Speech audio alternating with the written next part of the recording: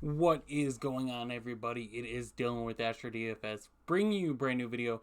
Today's video, I'm going over the XFL Showdown. Yes, I am totally in love with anything football related, and the XFL season started last week.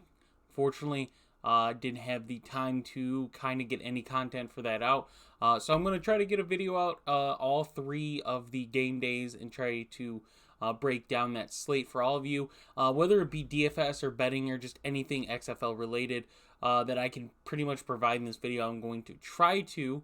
Now, DraftKings doesn't have on their official site like all the numbers here, so like wide receivers will have their numbers.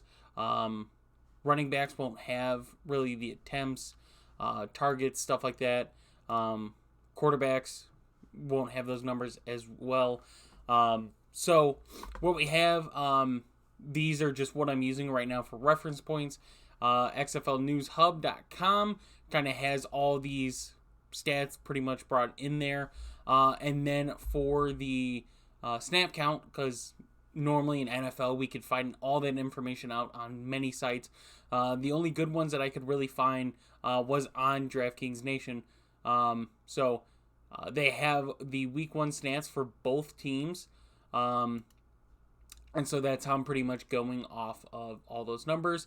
Like I said, you guys could check any of these out. It's all to the public. Nothing's paid for. Nothing like that. So let's break it down. Josh Gordon is the most expensive player on the slate. Had a pretty good game overall, I'd say. Him and DiNucci have that pretty cool touchdown in the beginning of the game.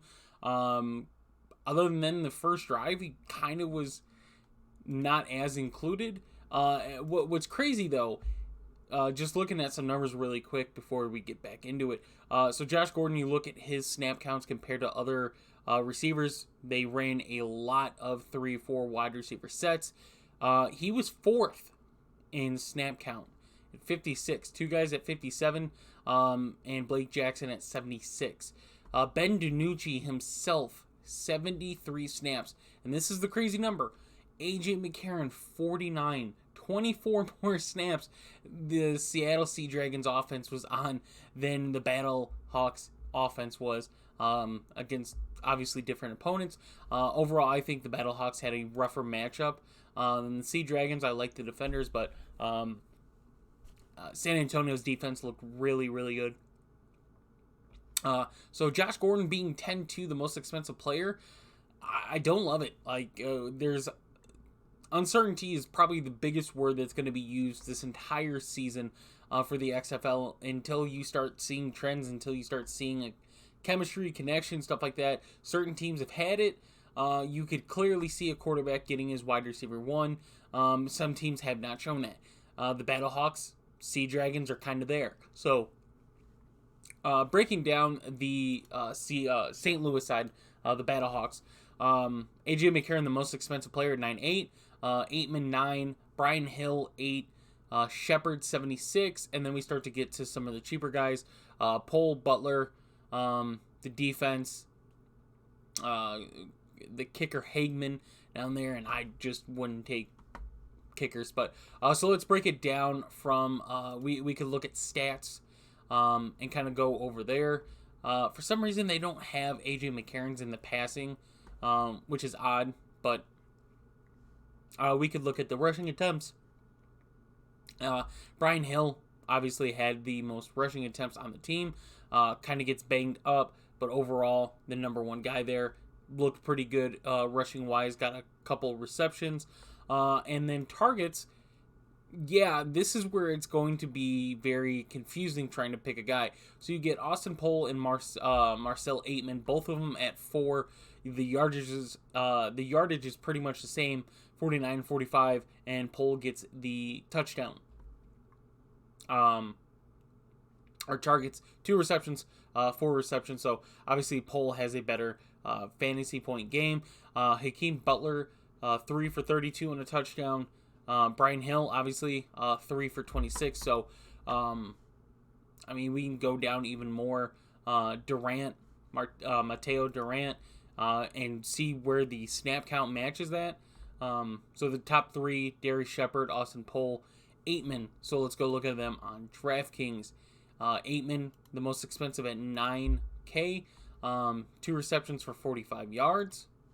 Not a whole lot that really stands out there.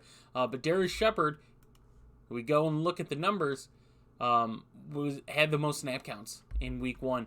Obviously, the offensive line for the Battlehawks, if you watch that game, it's very hard to tell if the Battlehawks offensive line was just that bad or San Antonio's pass rush was that good. I'd like to say it's St. Louis's offensive line is not good, so that is worrisome for this St. Louis team. Seattle's defense did not look entirely all that good. I think all defenses had drives to where they looked really good, other drives to where there was a lot of miscommunication, not understanding, assignments, stuff like that, a lot of breakdowns. So it's really hard to judge St. Louis's offense. I mean, that fourth quarter they looked really good, but for 3 quarters they did not. So the guys that really stand out to me on the St. Louis side is obviously A.J. McCarron, the quarterback. You're going to want both quarterbacks in this game. They're the only for sure thing. And unless Ben DiNucci gets hurt, they're going to roll with Ben DiNucci. He's got NFL experience. Obviously, a lot of pass attempts last week. I mean, we look at it here, 54 pass attempts, 18 more than anybody else, which is crazy. So for the St. Louis side, A.J. McCarron, we're going after. Brian Hill, healthy, we're going after him as well. And then you're, in my opinion, you're flipping a coin for your wide receiver. You got Aitman here at 9K, Shepard, who got the most snaps, but 1 reception for 7 yards is not good. And then you get Pro, you get Butler, even the defense. I think the defense is playable in this game, for the Battlehawks at least. Obviously, the Sea Dragons throw a lot. They got a very fast weapon on the Seattle side, and Josh Gordon. But anything else, even the tight end, I mean, you look at the tight end snaps, I'm not taking a risk on any of those tight ends. So what it really comes down to is I want McCarron and I want Brian Hill. Those are my 2 pieces on the St. Louis side I think I definitely want to get to. Now let's go to the Seattle side. So obviously that Sea Dragons, I mean, all their weapons pretty much had some boosted stats just because of how many targets and receptions they had. But we go to the snap count and we can look. Brennan Knox, 28 snaps as the running back. Morgan Ellison, 33 as the receiving. We kind of look at what that looks like stat-wise on here. So Brennan Knox, 11 for 31 on the touchdown. Ellison, 3 for 17. And then we look at the receiving side of that. And we get Ellison there with the 2 targets, 1 reception. So if I'm going on a running back on the Seattle side, it's Brendan Knox, it looks like right now. For throwing that many times to only have 1 reception, I don't know if taking Ellison is really worth it. Obviously, he's a discount down there at $3,800, but Knox at $7,400 I don't think is a very bad price. And then we look at the wide receiver numbers. Obviously, I kind of mentioned Josh Gordon, the most expensive player in the slate, but 4th in snap count. Blake Jackson, number 1 guy. I believe he is still banged up. He is a questionable guy going into the game tomorrow. I'm sure we'll know about it before game time, but that does mean that Josh Gordon probably then becomes top 3 in snap counts, obviously. But then who else takes over? So we go and look at the stats, and we see for the Seattle side that Ja'Cory Pearson, 14 targets, leads the XFL in targets, 14 for 95, 12 receptions. So it looks like Ben DiNucci, that's his guy. Just week 1. Obviously, we might not see the same thing this coming up week, but that was the number 1 guy. So 7,800, Jacour Pearson, and if I fumble the name, I do apologize. 57 snaps, so kind of ties with Jordan Vesey. Blake Jackson being out means that Vesey, Gordon, and Pearson are your three guys there. Looking at the pricing for it, Josh Gordon, obviously, we mentioned, but Pearson down here at 78. Pearson and then Vesey was the last one. Sorry, I was trying to find him. Down here at 1,000. So even though he gets 2 receptions for 22 yards, he's only $1,000, and he was tied for second in most snaps. So obviously looks like they have him in blocking packages and stuff like that. But for $1,000, that's a value. So who do I like on the Seattle side? I think the 2 guys on this side are pretty clear as well. It's Ben DiNucci and Jacour Pearson. Like I said, if I don't get the name right, I apologize. I will definitely get it right the next time I pronounce his name in another video. So those are the 2 guys I'm going after. Obviously, I think the Sea Dragons defense for how poor St. Louis's offensive line looks would be not a bad play at 3,400, going for some sacks, possibly a takeaway, fumble. I'm pretty sure every quarterback threw a pick. I don't know if they have that number on here.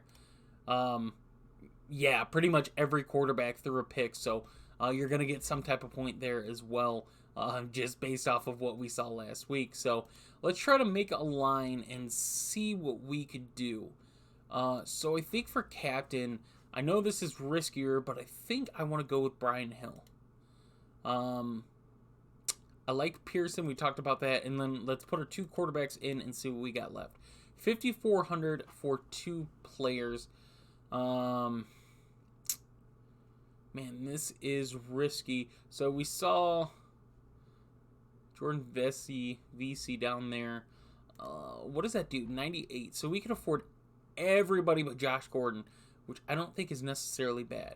So let's kind of switch it up really quick and see. Let's go AJ McCarron as captain, put Ben DiNucci, Brian Hill, Pearson, 4,900. So not a lot really changes there as far as how that goes. Let's put Knox in there, and we get 2,500, and I think that's where we could get Jordan Vesey in there, and we get $1,500 left. Obviously, there's more that's going to go into it for me making it an actual line that I'm going to play tomorrow, but I think this is a pretty good example of something I would use. So if you guys did enjoy this video, please leave a like. If you guys want to talk XFL, feel free to comment. I will have a link for our Discord in the description down below if you guys are interested in that. And yeah, guys, I will see you in the next video.